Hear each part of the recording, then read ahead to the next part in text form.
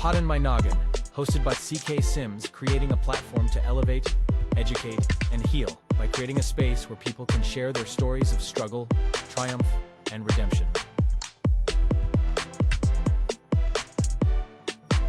CKS Media.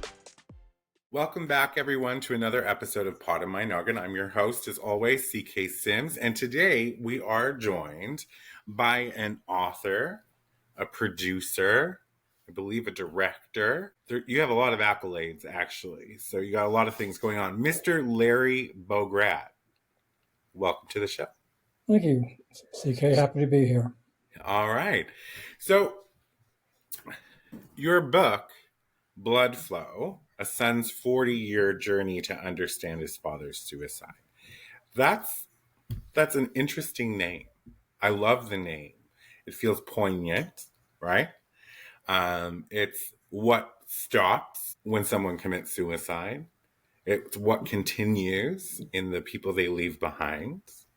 And then clearly what has brought you through this 40-year journey is blood flow. Take us back. What do you remember about that day, that time? Well, I guess I have a pretty good memory. And when you go through trauma like I did, a lot of that stuff is imprinted and you don't have much of a challenge calling it back up. I also benefited from taking a whack at a novel about my dad's suicide when I was 19. And the book was pretty bad, but it did allow me to capture a lot of information that was relatively fresh. That if I was to try to recapture that stuff now, it would be much more challenging. But in any event, I come from a Jewish family, grew up in suburban Denver. My dad was a well-respected physician. He had been born in Eastern Europe and came to the U.S. when he was 3. And he came west in 1940 to join an older brother who was already a doctor, who was going to put my dad through medical school and then join that practice. The uncle was here only because he had contracted TB, and at that time, Denver and Colorado was a center for TB homes where people assumed like the dry, high altitude air was going to help. Anyways, that's how my family ended up in Denver. Okay. In any event, I have an older sister, younger brother. We weren't particularly religious, but my parents did raise us to go to religious school and attend synagogue every so often. And the spring of 1966, I was turning 13, so there was a bar mitzvah for me. And there was a lot of busyness leading up to that. My dad seemed a little bit checked out, but the excuse my mom always gave about him was he had a bad back, or he was working so hard to pay for everything. But in any event, at my bar mitzvah, I finished the service, and what was kind of typical at the end of it, the bar mitzvah boy turns around, his man folk, father, uncles, grandfather, if any of them are there, all stand to embrace him, ask congratulations. And when I approached my dad, he had this look on his face like I interpreted it that I had greatly disappointed him. And I couldn't figure out how, because I'd actually done a pretty good job. There was Hebrew and speech to memorize and all that stuff.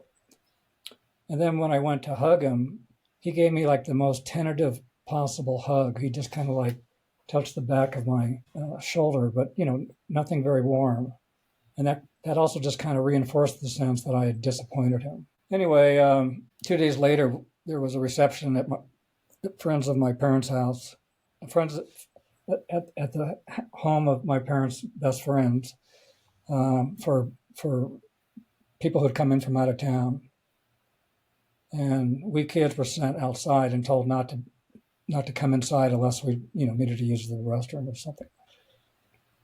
And it was at that meeting that I only learned about after he died that the host was a psychiatrist. Other people who were at that get-together were doctors or psychiatrists. My uncle, who he was in practice with, was at that event. And anyway, they were discussing how bad my dad's serious depression was. With your And dad present? yes, Okay. but said almost nothing. And so they were trying to decide what treatment should he have. And again, this is something I only found out long after my dad died. He had had 2 previous hospitalizations for serious depression. One was in 1949 when he came home from Trieste, Italy, where he had been an army doctor with the occupation forces and had gone to several DP, displaced persons camp, which even took 3 or 4 years after the end of the war, Holocaust survivors were still living in tents and stuff. And another time he went back east for hospitalization when I was probably 9, and all we were told was that he was going to a hospital to get some additional training done. So anyway, the decision was made that this time it would be best if he was hospitalized here in Denver and not, quote, run away from his problem. Plus, my mom could visit him every day. He could come home if it seemed to be appropriate. It ended up being a really bad decision because he ran into colleagues who would say, "What are you doing here?"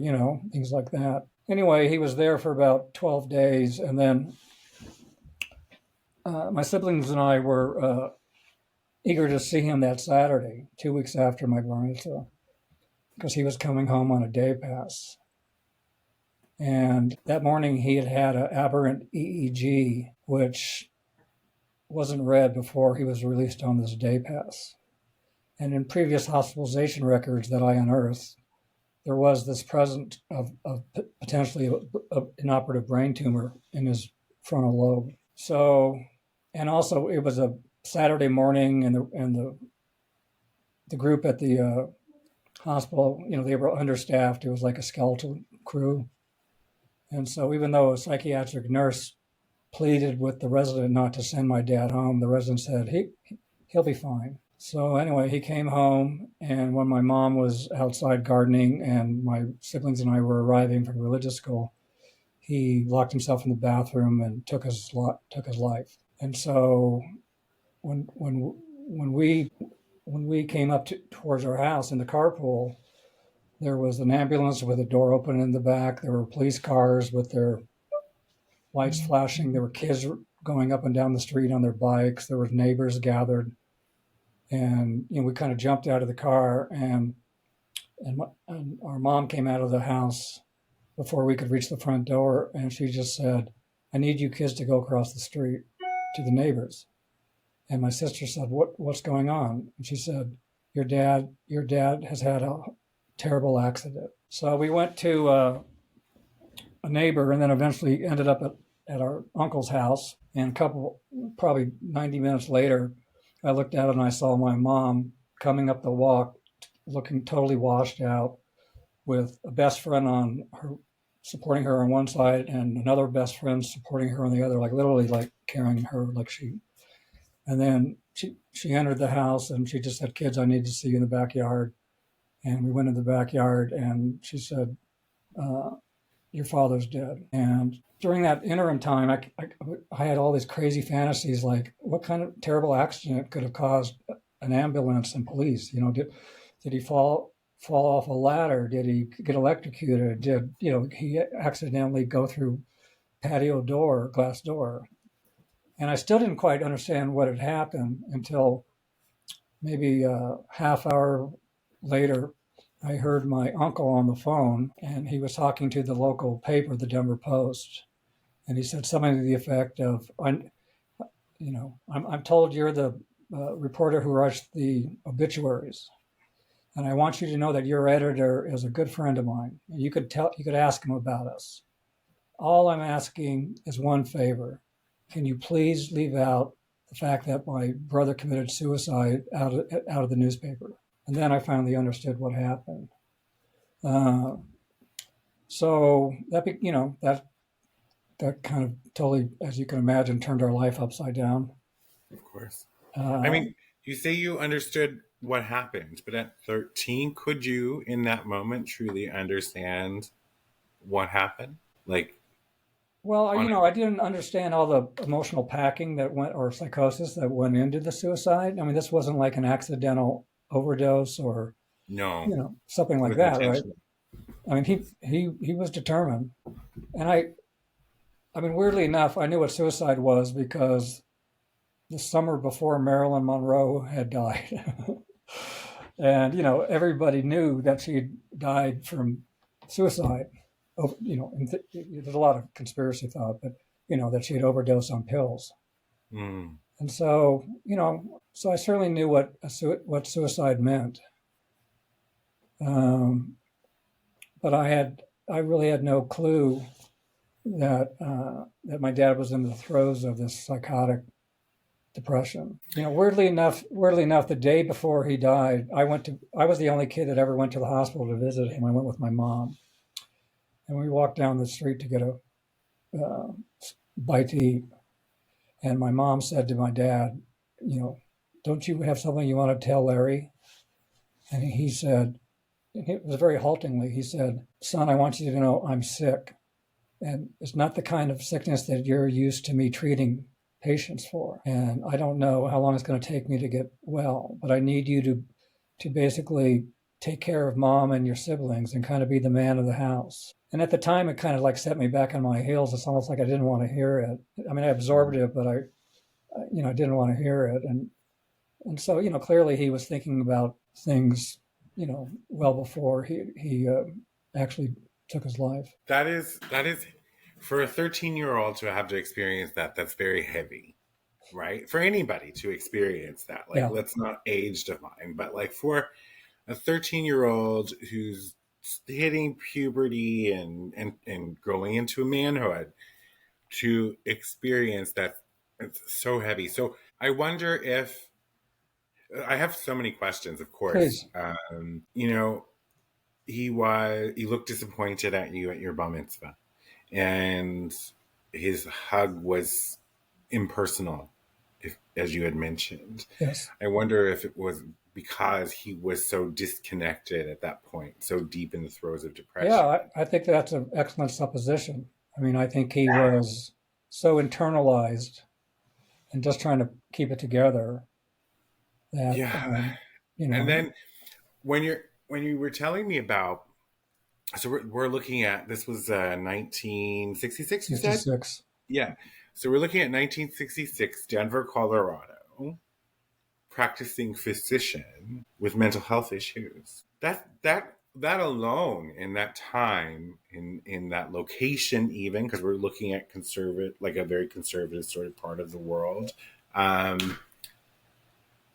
the implications of such a thing. I mean, I can understand why he, quote unquote, ran away to receive treatment elsewhere. Sure. Because there was distance between his professional life, and because who's going to, I mean, I don't even know what the laws would have been back then. Were you even able to hold a license if you were institutionalized? Or Actually, I don't know for sure. because I can just but the imagine. point you're making, which is spot on, is if you were a doctor with any kind of personal problems, much less mental health problems, and this is why my uncle did not want the cause of death in the newspaper because he thought it would hurt their medical practice. Mm-hmm. Plus the treatment, as you well know, in the mid 60s was pretty primitive. I mean, there was no neuroscience. There was no targeted drug therapies. There was no mood disorder medications. It was like still back then, fairly heavy electric shock treatment and lithium, which, was kind of like a pretty bad catch-all for almost any kind of, everything from schizophrenia to depression. So. And now you find people predominantly only on lithium if they're in schizophrenia or have full-blown bipolar disorder. Right. Like, it's not prescribed the same way it is anymore. Right. And lithium, for anybody listening and not actually aware, is a zombie drug.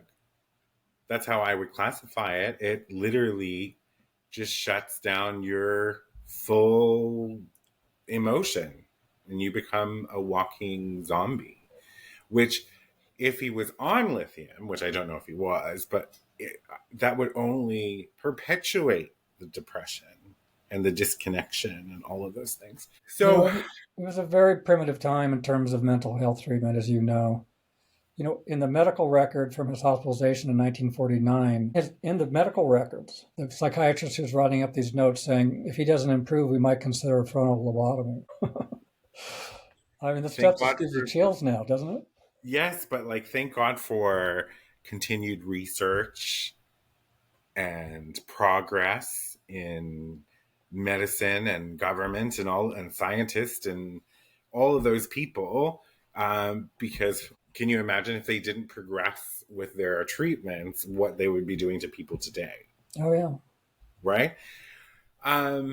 So thank God that didn't happen. You had mentioned either on the form or somewhere on your website, which we're going to talk about as well, that at that time, apologies, but at that time, so I don't know if you've ever had a puppy before, but this is my very first one, and no one actually made me aware of how much work they are. But I love her. So you had indicated that at that time, people were being people. Let's break it down to what it was, and trying to convince you to be angry or pissed off that he would do this to you, trying to paint him out as a bad person, essentially. And how did you at 13 or 14, whenever this came about, I guess you were still 13, combat that? How did you make the decision to not adopt that anger? And the other thing that you could add to that is back then people viewed people who were suicidal as weak, right? Yes. They took the easy way. He took the easy way out. Yeah. So there was not only the thing that you alluded to, but also just the social stigma. It's still around. I mean, there's there's still, it's kind of viewed. It's still viewed very judgmentally, I think, by many people. It is. It definitely is. I think we've made a lot of progress towards that. I agree. Because I think there's been a lot more openness about it, a lot more documentation, a lot more literature. It's written into stories, it's shown in television. So there's more saturation, I guess, of that topic. The idea that they've taken the easy way out pisses me off. And I will share with you briefly that at 35, I tried to take my life. It was all planned out. It was a perfect plan. Somehow the universe had different plans. So I failed at doing so. But I wasn't taking the easy way out. Yeah. I was tired. I was exhausted. I didn't have the energy to do anything ever. And I had tried every therapy, every medication, everything. And in the end, it was not the easy way out. It was an escape, right? So to me, that's something when people say that, it sends off a fire in me, because I'm like, unless you are familiar with the darkness and the hopelessness, then you don't know, right? You never actually know. But so how did you decide? So yeah, if I can go back to your question, so my mom came home from therapy, and she was the one who gathered my sister, who was 14, and my brother, who was 12, and said, kids, I want you to know it's okay to be furious at Dad. I'm not saying he ruined our life, but we're going to have to sell the house. I'm going to go back to work. A lot of the things that you used to enjoy, we're not going to be able to afford anymore. And he deserted us. And it's okay to be angry at him. And I don't know. I just never went there. I was kind of a nerdy, undersized kid. And so I just kind of developed. I guess I'm kind of wired to be compassionate when I'm not being a jerk, right? But I do consider myself a compassionate person, and it just felt bad faith if I wasn't going to show compassion towards my dad, who who who I think must have been tortured, you know, at least internally. So that was one thing. I mean, also, I was the only one of my siblings that went into therapy very soon after he died, and I worked with a great child psychologist, and we rarely talked about my dad. But it was just nice to have support. Of course. So I think that's another thing that helped my decision.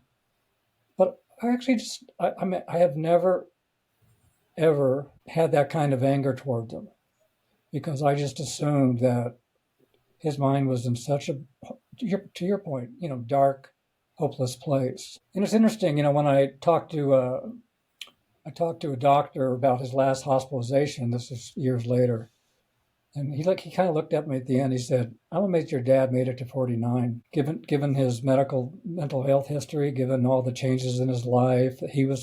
He had lost a father at an early age. He had immigrated. He'd been shipped off to the war and things like that." And he just kind of said, "I know this sounds kind of bizarre, but yeah, I think I'm actually amazed your dad made it to 49." And then later, I had a friend's father who's a neuroscience look at the hospital records, and he just basically said, "I think your dad would have been dead by 56 at the outset." So, I think he hung in there as long as he could. And I think for me to, I never felt he ruined my life. He certainly changed my life. There's maybe I'm making it up or not, but I've always thought that I would not have ended up in the creative arts if my dad had lived longer.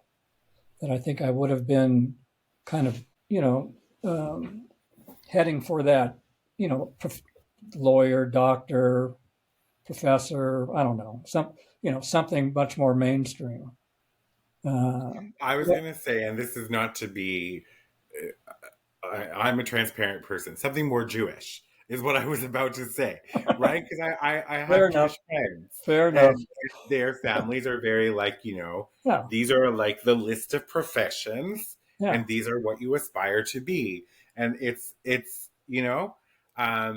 but that said, if we look at our current, and not just current, but the last century of creatives, some of our most brilliant creatives ever have been Jewish. And it's like they've blessed us with just, anyway, that's a whole nother podcast. Yeah. But I would just say that I think if you look at any outsider population, a minority population, including women, yes, even though they potentially outnumber men, but that's where the best, that seems to be where the most important art comes from. I like how you said important.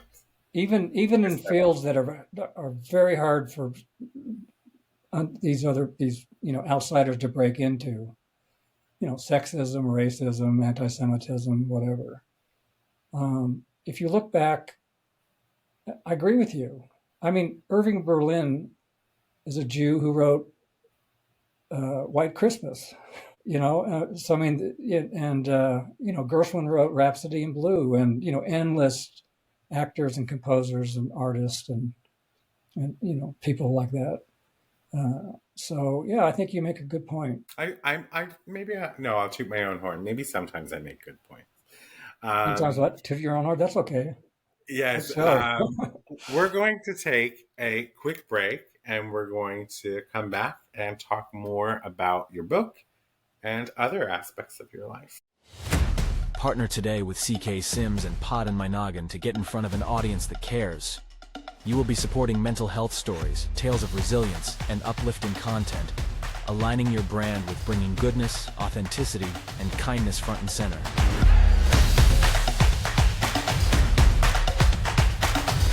This spot could be yours. Do you have a story of struggle and resilience? One that you want to share with others and possibly help someone through their own struggles? Find the link in the show description and fill out the guest form today.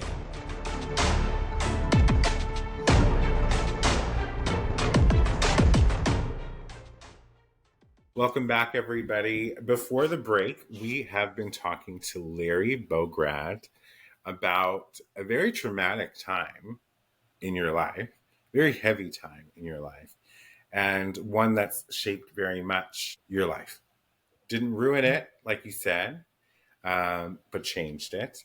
So the book that you've written is called, once again, Blood Flow: A Son's 40-Year Journey to Understand His Father's Suicide. So we talked about what went down during and a little after.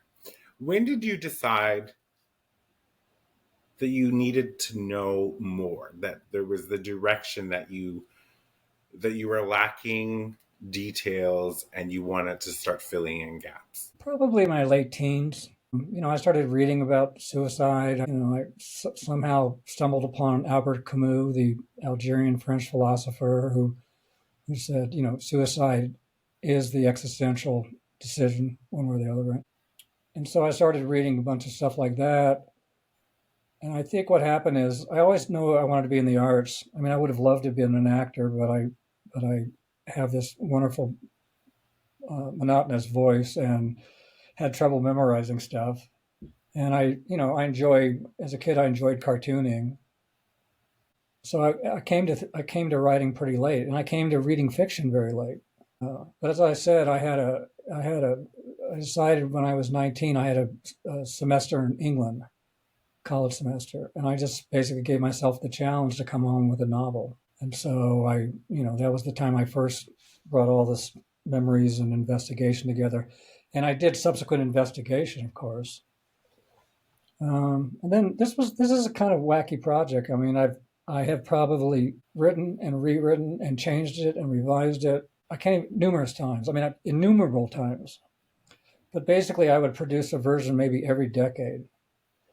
And I tried different voices. I would go from just basically being like a third-person omnipotent narrator to a first-person narrator to writing it like journalism.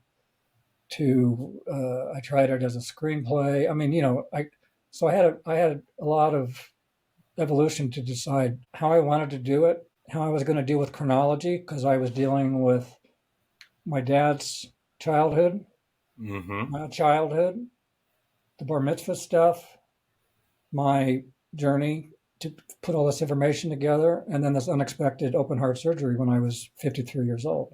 And then when that happened, part of my determination to get better was basically, pledging to myself that I would not leave my wife a widow and I would not leave my 3 daughters fatherless, as what happened to me when I was young. So that's how these, all these elements started evolving and deepening this memoir. And at one time, probably 10 years ago, I had a friend who was a literary agent, and I sent it to her, that version. And she said, "This is amazing. I'm going to put it up for auction." So for your listeners who don't know, an auction means that an agent sends a manuscript to several publishing houses at the same time, assured that someone's going to buy it, and then it's whoever bids the most money for the advance. So anyway, she submitted it, and nobody took a bite on it. So then I just went back and I put it away. But I was just determined. I'm almost going to be I'm 72 next week. Crazy enough. Wow. So at some point you have to say, fish or cut bait, right? I mean, Yes. either. And so I just decided to do it one more time. And even that version, I had trouble getting agents to read it because the New York publishing is just, romance, fantasy, science fiction. That's what sells largely, right?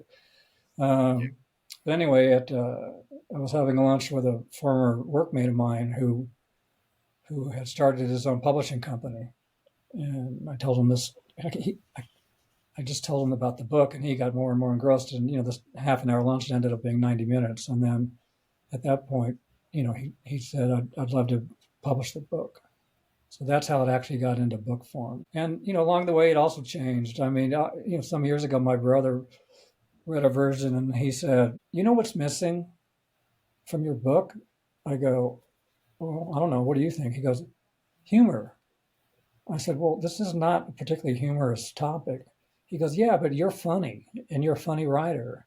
And you'd be doing a disservice not to find, even if it's all self-deprecating, what a nerd I am type humor, right?" So there were aspects of that where I tried to incorporate that too, so that it wasn't just, again, kind of modulation of the narrative voice and things like that. Well, and So I yeah, think I finally solved it, I thought. And weirdly enough, we have five grandsons, and the youngest is going to be one in a couple of weeks, and he was born on the day my father died, May 21st. And that became to me just like kind of like a message from Cosmos saying, "You've come full circle, and life continues. New life continues." So yeah, I love the call out by your brother.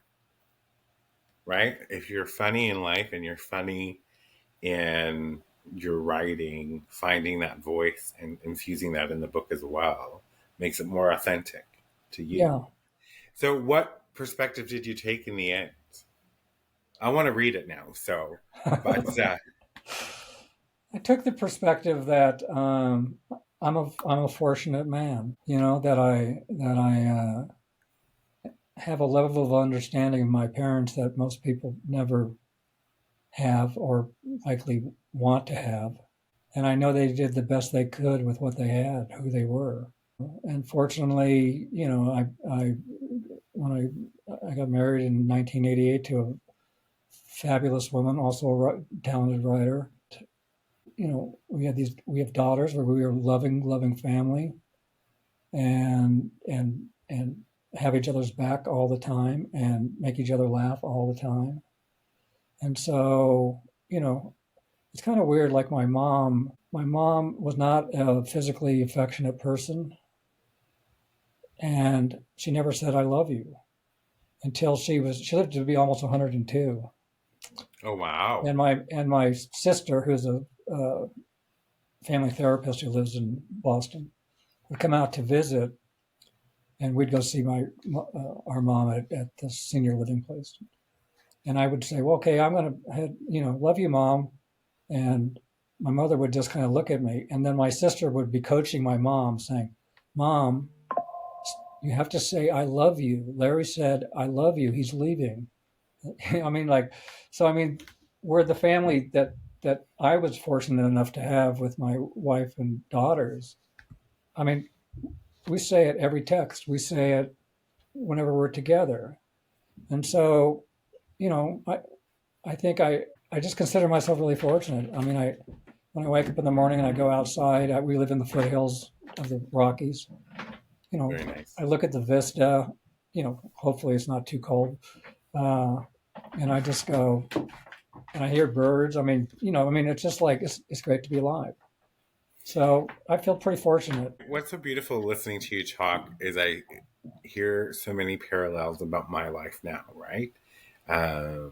When you live in gratitude, you see so much more than you do when you live in a place of contrariness or negativity or whatever that may be. Yeah, And like just the things that you're talking about, like a scene, walking. I don't live in the mountains, but I live in the city. But when I walk out and there's that stillness in the air, that quietness in the early morning, like I just breathe that in, and it's like, gosh, I'm like, I'm here, I'm alive. Like this is wonderful. Just the little things and the gratitude. So, and I love that. I love what you're talking too about your family being a family of I love yous in every text. And I don't know what the alternative is for me because weirdly, I have a brother who has the emotional range of a turnip. Sorry if he's watching this. I'm sure he's not, but he's a great man, very brilliant, done very well in his life, but he's just not an emotive person at all, right? However, like the rest of my family, family, even my extended family, like we can't talk to each other without saying I love you in departure. Like it's just a part of how we grew up or how we were raised. My aunt, she lives downstairs. I live in the top part of the duplex. Um, she married an Italian man, so this is why this arrangement has worked out for me. I see her like 5, 6 times a day. Every time I leave that house, I tell her I love her, and she tells me she loves me back. I mean, it's beautiful to experience that and to be living in that life when you can share this. And I think the other thing, you talked about being a contrarian or judgmental. I mean, one thing about trauma is there are victims. Yes. But I never really considered myself a victim of my dad's suicide. I was a survivor of it. And listen, there's plenty of people who have every right to identify as a victim. Oh my gosh, yes. But if you're fortunate and you have the kind of, strength and resilience and likely get some help, it'd be, as much as you can get off that spot. Victimhood. Yeah. It's I always interject a lot of my own life. I lived in a sense of victimhood for 35 years, right? And which was also layered with some form of, I don't even know where it came from, entitlement. Very bizarre. And yeah, you're right. But I feel like healed people or emotionally intelligent people are able to distinguish that, right? Like not being a victim of suicide, your father's suicide, but being a survivor of it. That's a very big distinction, Mm-hmm. right? And it allows you to sit with it and acknowledge the traumatic event and that you did endure pain and grief and trauma from that experience. However, you were a survivor of it, not a victim of it. And there are people out there, like you said, that yes, definitely have right to use the word victim because it is the way it is. But yes, if you can find, like you said, there's a way to move into even just tiny baby steps of trying to find the gratitude in a day, in a moment, your life will. And I also, I mean, I'm fortunate in that I've never had trauma directed at me. Mm-hmm. I had a traumatic thing happen, but it wasn't like I was pulled into some craziness myself. You know what I mean? Does that make sense to you? And Absolutely. I think it's also, that's another reason why it would be bad faith for me to claim I was a victim because, I was changed and I've grieved and, even today there's certain things that images I see and stuff like that just takes me right back to the moment. Right. But on the other hand, I'm not a casualty of war or physical assault or, any number of horrible things that, I imagine would be much harder to overcome than what I had to overcome. I don't know.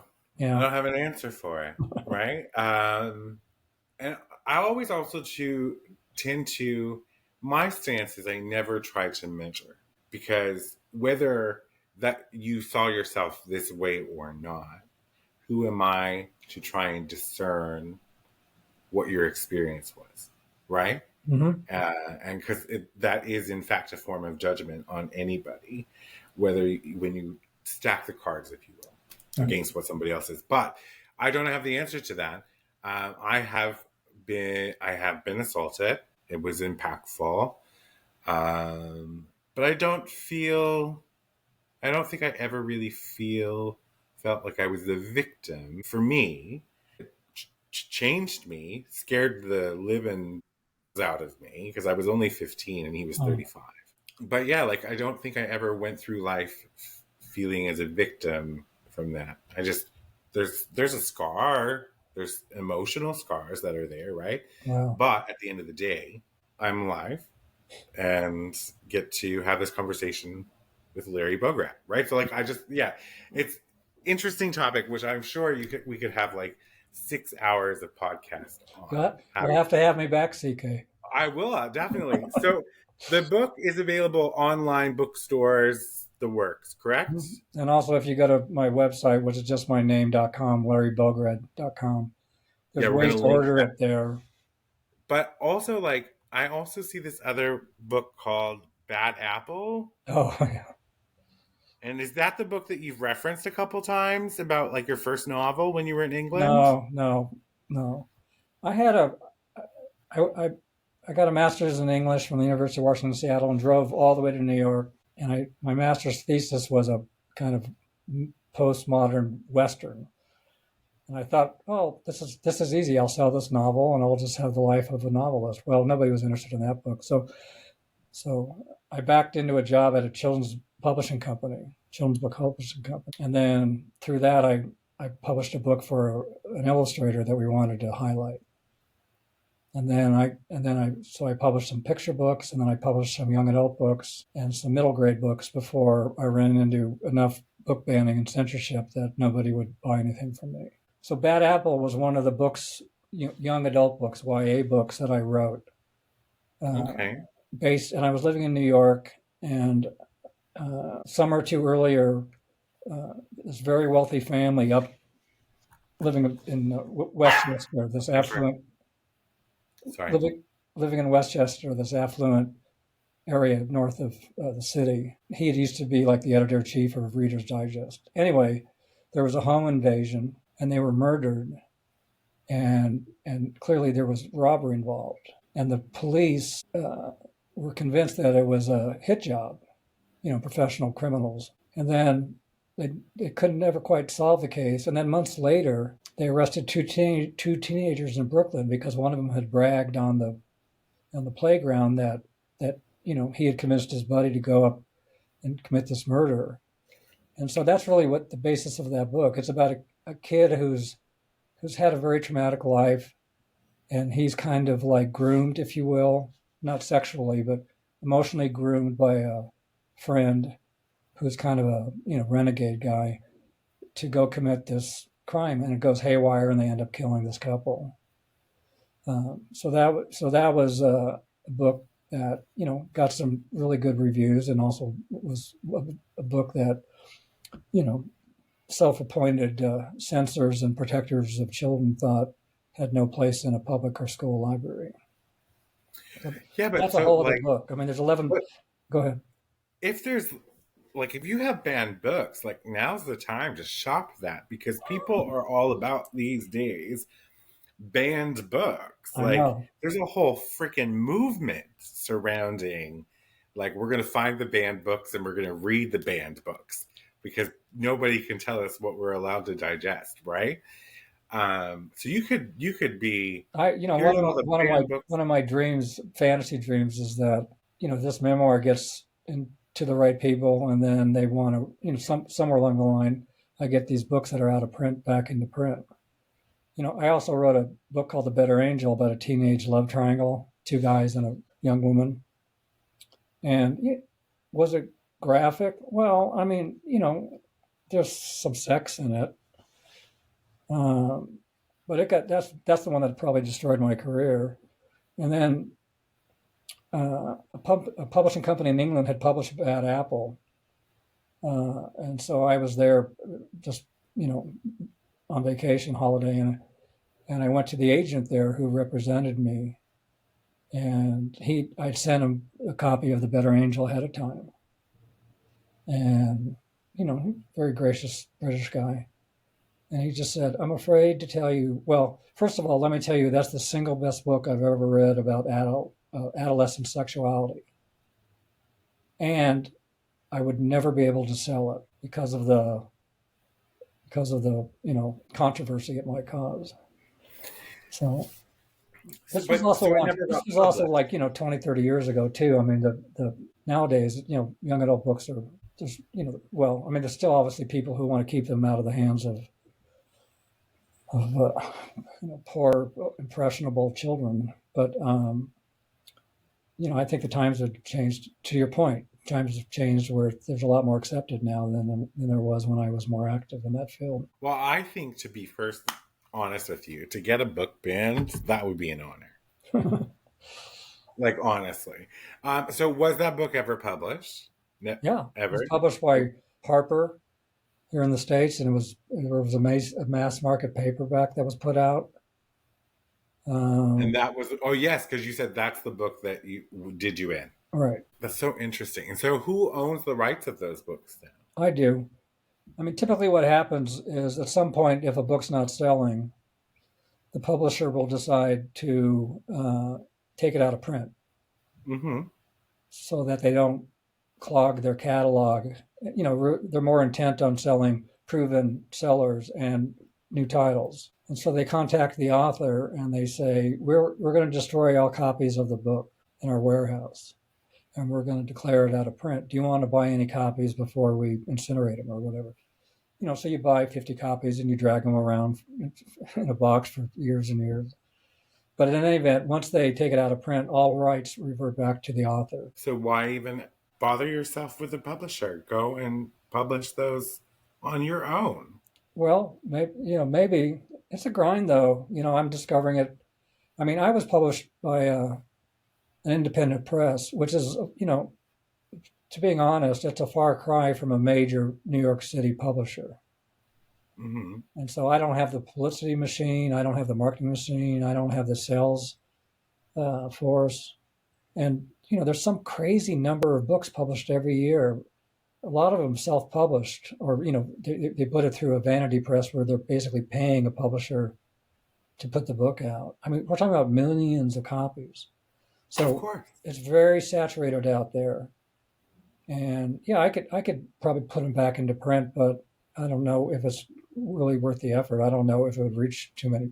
Well, I would imagine the biggest effort for you right now would be to transcribe them into digital formats, Yes, true. right? Yeah, I mean, After it's probably that, easy enough to put them out as ebooks. I definitely could do that. exactly. Let them be heard and read by the masses, especially like if you can have the covers updated to say like previously banned or things like that, like that's your marketing right there. You, CK, You I've been looking for a business manager, and I think I found it. well, I'm a transformation consultant by trade. Okay. So like I look at people who want to go from here to there and look at filling it in. But like banned books, like I feel like that's like one of the biggest honors to have as a literary person. Like your book was so controversial that people banned it. And it quote unquote cost you your novelist livelihood, if you will. Mm-hmm. So like that alone is a pitch that if you put that in the right sort of medium on TikTok or Instagram or whatever you're thinking about, that is going to be your marketing machine. People are going to want to know, why was this book, what did you say it was called again? The Better Angel. The Bitter Angel or the Better Angel? Better. Better Angel. The better Better angel of our Angel. nature. It's a Lincoln quote. So yeah, so that would, people are going to want to read it But based on that fact alone. the whole self-appointed holier than thou book banner censorship. They once objected to a book I wrote about a girl living in poverty because it was about a girl living in poverty, and we don't want our children to think that there's anybody out there who's not living the good life. I mean, Oh yeah, it's because we want our not just children sex to, and drugs is what I'm saying. There's also all kinds of crazy political stuff. So of course, but I mean, and that stuff drives me nuts too because you're just sheltering them and you're lying to them. You are setting them up for some form of failure by not telling them what the world really is and what it looks like and what they could potentially come face to face with. if I can just Right? tell you a very very quick story on this. Of So course. I was asked to speak at a local library, and my wife decided to come sit in on it. And I read a little bit from the books, nothing too hot. And then I opened it up to questions, and this woman raised her hand and said, on page 46 of your book, Travelers, you have the protagonist smoking marijuana and talking about wanting to try cocaine. This book should be under lock and key, or it shouldn't even be in the library at all. And then I said, I said, well, did you actually read a couple of pages later where he regrets that he made that decision? And then my wife, who's a wonderful advocate, stood up and she just said, and she was hot, angry. And she said to this woman, do you really believe that one book is going to destroy all the parenting that you've done for this child for their entire life? Are you that insecure to think that one book or any book would, basically, convince your kid to go out there and murder old people for money, or become a drug addict or what, but they never quite ever get to that thinking because they're playing the holier than thou card of protecting morals. So. Yes, well, that's also another podcast. So you are you're an award-winning though author for children's books, correct? Mm-hmm. So I want to just talk about some of these things. So for people at home interested in Blood Flow, a son's 40-year journey to understand his father's suicide, do you now fully understand and have the whole picture? Will they get the whole progression? I think they will. I think they will. Yeah. Okay, that's good to know. And then go ahead. You are the co-producer and co-director and editor of 2 documentary features. One called The First, I Can Tell the World. Sorry, I Can Tell the World. Mm-hmm. So that's about the history of spirituals music. Tell us about that real quick. So I was very interested in Frederick Douglass, and I was on the board of a local theater here in town that was run by an African American man, and they didn't necessarily do all black plays, but they always found, they would have actors in it, and they often did plays about the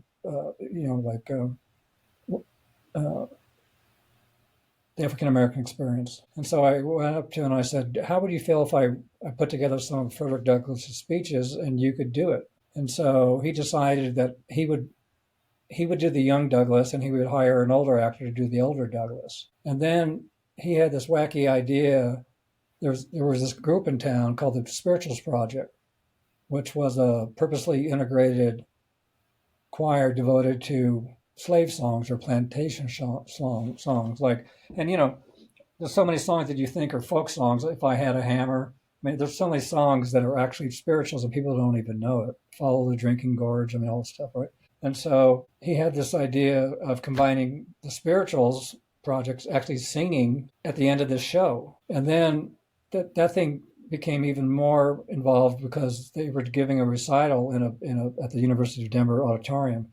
And so the actors were in front of a black screen. And when they finish, the screen comes up and there's a 45-person choir in rows singing spirituals.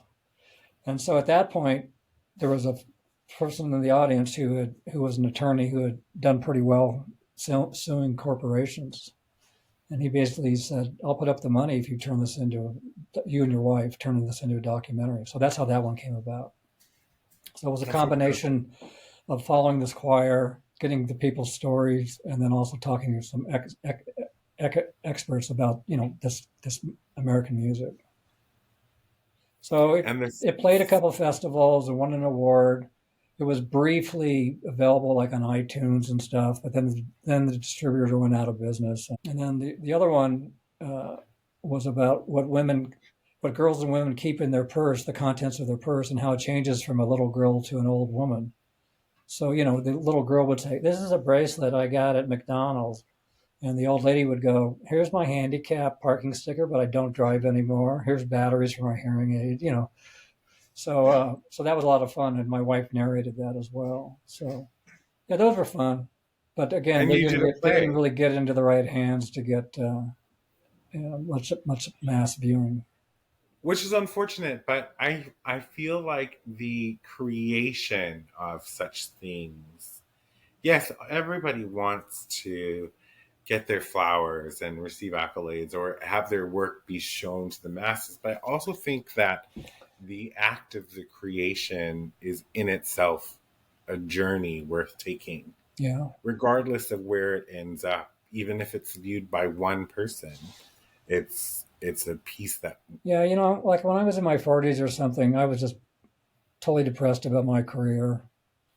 And I was in therapy at the time, and I was, bemoaning all this to my therapist. And at the end of it, she said, "Do you still identify as a writer?" And I said, "Yeah, I'm a writer." She said, "Well, then that's who you are. You don't have to say I'm a failure, or that I never got a break, or that I'm a writer who never sold well. It's who you are. It's what you've chosen to do with, what time is available to you." So, to that extent, I have enjoyed the creative process. I have never, it's very rarely that I don't feel a lot better at the end of doing something creative than before. I know there's all yeah, these stories of creative people who are tortured artists and blah, blah, blah. That's not me. So it's really been a wonderful thing that I can fall back on and, escape to. being creative is wonderful. And if I could somehow figure out how to truly take all of the wildly imaginative things that happens in here and get them out into the world, I'm sure that would be wonderful. But I don't know. That I think I was. It was one of those curses that you get, right? Mm. Where you can sit back and imagine this full blown beautiful thing, and then you go to get a pen and it's gone. Mm. It's no longer there anymore. I think But yeah, so what is next for you at 72? You still have lots of life left, right? yep, Because genetically, like your mom lived to 102. almost, You said yeah. almost 102. Yeah. So And I had uncles, my father's brothers that lived into their 80s. So yeah, I should be around for a while. I take care of myself. good. Um, I'm maybe working on another memoir that updates the years I lived in New York City. I just retired after 30 years in the corporate world where I made a living as an instructional designer, creating training. And so, Yeah. I might write a satire about that experience, even though I enjoyed it. But I mean, I just think it's ripe for corporate America. It's just ripe for that. Well, I think I've always wanted to write about the American West, so I might, I've been researching a book on that. So yeah, I will have no shortage of things that I am happy to be retired, so I can spend more time working on those. wonderful. And for people at home who want to continue to follow, they can check out larrybograd.com and follow along. I would urge everyone out there to get out and pick up a copy of Blood Flow, a son's 40-year journey to understand his father's suicide. I myself definitely want a copy now. I want to read it. And I want to thank you very much for being a guest on the show today. And I wish you incredible many years to come. Well, I appreciate it, and I really enjoyed this conversation. I know that's how you like your podcast to go, but I really thought it was a lot of fun talking to you and insightful. So thank you. I appreciate that. It's definitely how I like it to be, is to be more of a conversation than a constant sort of Right. barrage of questions, right? Yeah.